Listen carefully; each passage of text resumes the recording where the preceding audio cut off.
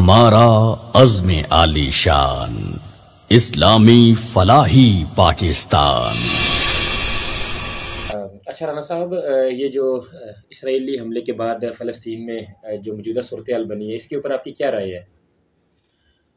देखें मोहतरम भट्टी साहब, मैं इस हवाले से जो समझ सका हूँ ना, ये जो मामला नज़र आ रहा है, इसराइल की ये दहशतगर्दी अपनी नाकामी छुपाने के लिए दुनिया में कहीं भी बिलखुसूस रेस्क्यू और एम्बुलेंस वगैरह के लिए कभी भी रुकावट पैदा नहीं की गई। इस मामले में मैं देख रहा हूँ कि एक ज़ख्मी को उठाने के लिए अगर रेस्क्यू वाला भाई आया तो उनके शूटर ने उसे निशाना बनाया, और उसे उठाने के लिए अगर तीसरा भाई आया तो उसे भी निशाना बनाया गया।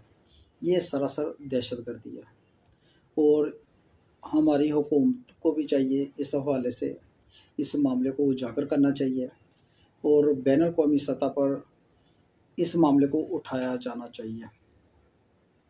इसराइल का ये अमल और इस हवाले से बैनुल अक़वामी खामोशी, जबकि मुस्लिम ममालिक में इससे कमतर कोई अमल हुआ हो तो इसको 24 घंटे मीडिया पर उछाला जाता है, जबकि इसराइल के इस अमल पर मुकम्मल खामोशी, ये बहुत बड़ा सवाल है।